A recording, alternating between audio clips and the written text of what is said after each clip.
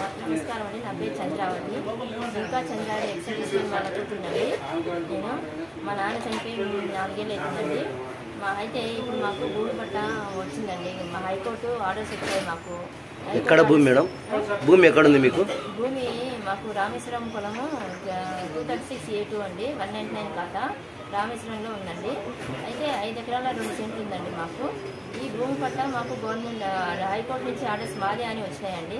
అయినా కానీ వచ్చిన తర్వాత ఇప్పటికి 4 నెలలు అవుతుందండి. ఇప్పుడు ఏప్రిల్ కదా, డిసెంబర్లో వచ్చినాయండి తీర్పు. ఆ పట్ట కాగితాలు కూడా వచ్చేసిన హైకోర్టు కాగితాలు వచ్చిన దగ్గర నుంచి నేను అర్జీలు పెట్టుకుంటా ఈ 4 నెలల నుంచి తిరుగుతూనే ఉన్నానండి. అక్కడి నుంచి అక్కడికి అన్నీ తిరుగుతూనే ఉన్నాను. అయినా కానీ ఇంతవరకు ఏమే కానీ చేయలేదు సార్. నేను మ్యూటేషన్ చేయమని ఇచ్చిన ఆన్లైన్లో మా నాన్న పేరు కూడా కనిపిస్తుంది. మా నాన్న పేరు ఆన్లైన్లో ఉన్నా కానీ జింకా చంద్రాయుడు అండి. మా నాన్న పేరు జే చంద్రాయుడు అని క్లియర్గా ఆన్లైన్లో మా నాన్న పట్టా కనిపిస్తుంది. అక్కడ దాంట్లో ఆన్లైన్లో మీ గూగుల్లో చూస్తే ఇప్పుడు కూడా కనిపిస్తుంది. మ్యూటేషన్ కోసం పెట్టుకుంటే అర్జీ ఇంతవరకు మ్యూటేషన్ చేయలేదు. 22లో ఇరికిచ్చి మీరు ప్రభుత్వ భూమి అంటున్నారు.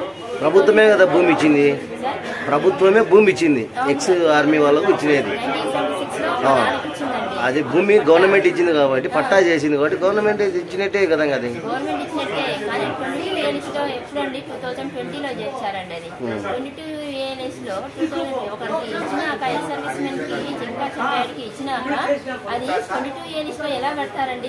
2020లో వీళ్ళు 2020లో పెట్టి ఇది ప్రభుత్వ భూమి, ఇది దేవాదాయ శాఖ భూమి అంటున్నారండి. మేము తీసేయమని అర్జీలు కూడా ఇచ్చాము. ఇచ్చినా కానీ ఇంతవరకు తీయలేదు, మ్యూటేషన్ చేయలేదు, మా పేర్ల మీద చేయలేదు. ఇంతవరకు 4 నెలలు ఎందుకు గడుపుతున్నారు? పైగా మా పొలంలోకి మమ్మల్నే పోవద్దని చెప్పి, మమ్మల్ని మా పైరుని మేమే పోయొద్దని చెప్పి మాకు 164 సెక్షన్ ఇచ్చారు. మాకేమో మేము పోవట్లేదండి అటు మా పొలం దగ్గర 164 ఇచ్చిన తర్వాత గౌరవించి ప్రభుత్వాన్ని. అయితే అవతల పార్టీ వాళ్ళు మాకు వ్యతిరేకంగా ఉన్న జింకా బ్రహ్మయ్య వాళ్ళ మనుషులు మాత్రం పొలంలోకి తిరుగుతున్నారు, వాళ్ళ పనులు వాళ్ళు చేసుకుంటున్నారు, పైరు కూడా కోసేస్తారు.